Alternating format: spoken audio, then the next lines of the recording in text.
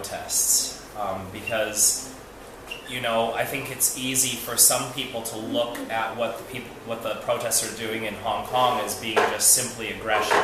They're frustrated, they're angry, they're causing problems.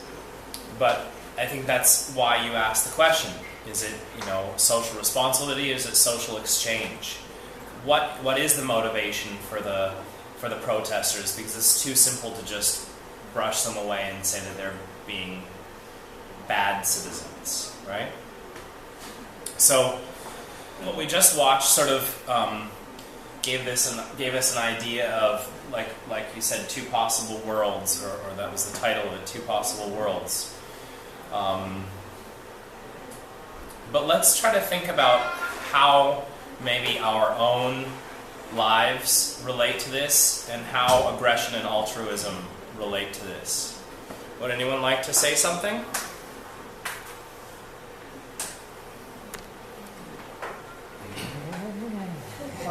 Yeah? Go ahead. I think for aggression versus altruism, I think for this presenter, aggression would be his idea of kind of aggressive capitalism, where he states free market system in which everybody's for themselves, or every corporation's for themselves. Whereas his vision of altruistic society is evolutionary in terms of a functional system that's globalized, and he used a fancy word which I haven't heard of, something euphoria or something like that. I'm not sure. You mean utopia? Not no. utopia. No, the ephemeralization. Ephemeralization, right? Fancy word. I'm not exactly sure what that means, but I think he's trying to set up the system that we have now, that's existed for a century, whatever. Which some people would say is kind of evolutionary in terms of the economic system.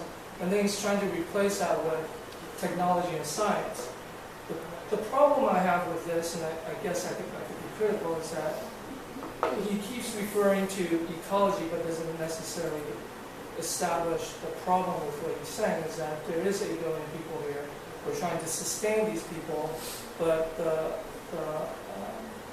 fact of we're living in a common planet that may not be sustainable, that technology and science isn't necessarily going to be the panacea for the perfect solution. So he's very left. He's obviously a Marxist, but I'm not sure if his idea is that really hits the point. Besides, let's get together and help people, and help each other, and then we'll turn into a happy world. I think. Well, let's see. He's saying that the whole system is fundamentally flawed. That there is no way to just address things inside of the system. Everyone has to come to the agreement that the whole system is flawed, and we have to fundamentally change how we think about economy versus ecology. And I understand that he didn't go into detail about that. He did in some of his previous videos.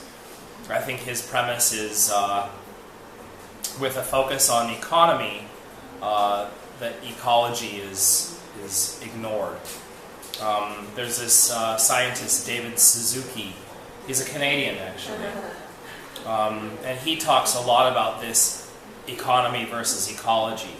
So, and we have a friend named John who loves to talk about Suzuki, and I've been asking him to give a speech for a long time, but Suzuki talks about it very interestingly. Actually, economy means taking care of the home, actually.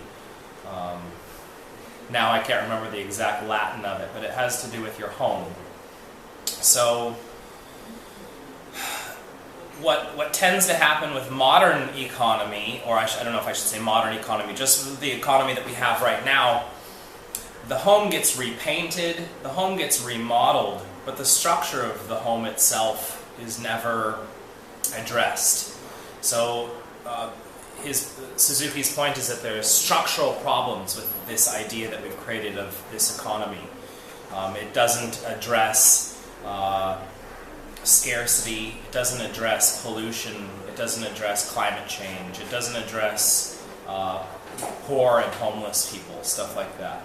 It's a system that works for itself alone.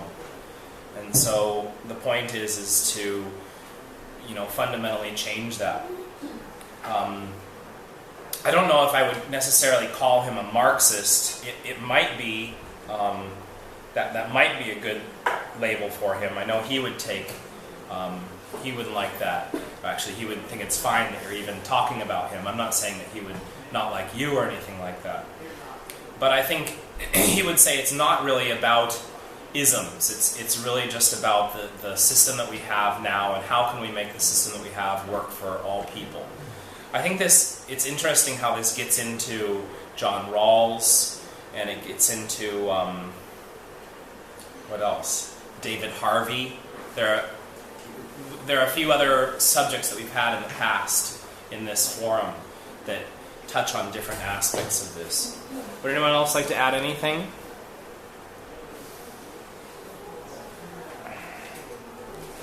I don't know if I'm taking the right thing here, but is there a possible society which is good for all? Because at the end of the day, put it at the lowest level, you always need someone to clean the toilets. So, Well, couldn't it be robots? or you need someone to clean the cinema. I mean, robots aren't capable of doing everything like that. So, until you get to that level of society where robots are capable, you can't have everyone living the same kind of life, as unfair as it may seem. So you're always going to have the elite and class structure. Then we're going to have world number one. Yeah, Kathy?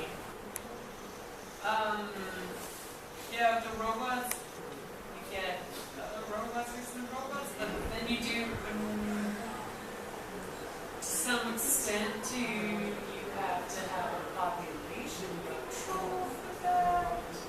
Where are you going to get the material for the other robots? Robots could make robots. Didn't they say in the first world that was all disintegrated and bad, that robots had replaced a lot of the menial jobs, and that took away jobs from the poor and the middle class, and that the elite, so there was less jobs, they were replacing jobs, they were working with jobs, unemployment. That's what it did say. It said that robots replaced the jobs for the poor and the middle, were stealing jobs from the poor and the middle class. That was a sentence in Flash. So Right. I don't know if that's The job thing in the robots is actually kind of complicated. The point is to create a world where nobody. I just turn that off. The point is to create a world where nobody has to do a job that is either redundant or that they don't want to do. If everyone has all of the resources they need, and that gets into like Marxism and communism. If everyone has all of the resources that they need, if they have all the food they need, if you never have to buy any clothes, if you already have a house and you never have to fix it yourself or pay for it, then you might not even need to have a job. And if you did want to have a job, you could. I think the first example that he was giving was saying that it was already working in this direction, and it has been working on this direction for many years, so since the 1970s, 70s, 80s, 90s, and so on. Robots are taking over more of the means of production. But what was it? I can't remember exactly what he said, but there was a conflict with, during that time, people still needed money because there was still the same underlying economic system. Because that hadn't changed, then people didn't have enough money to support themselves. So the really important thing is that you have to come at it from an angle of that the people don't need to support themselves anymore. So in the second world, robots also took over. That's right. However, people could decide not to have a job and just party all the time. Well, not necessarily party all the time. Hopefully people would be pursuing their own interests. I guess if that's their interest, to party all the time. But I don't think okay. this is a giant thought experiment. Would people want to party all the time in a world where they could do anything else that they wanted to? Right? I mean, I think we tend to party a lot just because we don't have a lot of options. Everything else costs money. Yeah. We like to watch movies, but they cost money. We like to go bowling, but it costs money. You know, so we choose to do a social thing that maybe costs less, or maybe we think is more fun in the short term. Well, I know we're running out of time. I was just wondering, because what you said is kind of the idea of everybody has a function in society. Right? Really? A function. And so, and then Ethan talks about this idea of everybody doing something they really love or like the species community. And then I think a perfect example, which is right under our nose, is the toll booth situation, in which everything's getting mechanized. Where you just drive through and they click, deduct some money, but the toll booth operators are protesting, saying, hey, this job sucks, but it's still my job, now I have no job.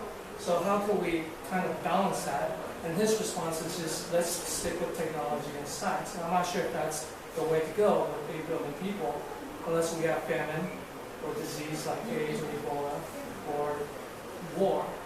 So I just think it's a little simplified and it's very entertaining. But if you want to get down to it, I don't know. Well, we're actually out of time.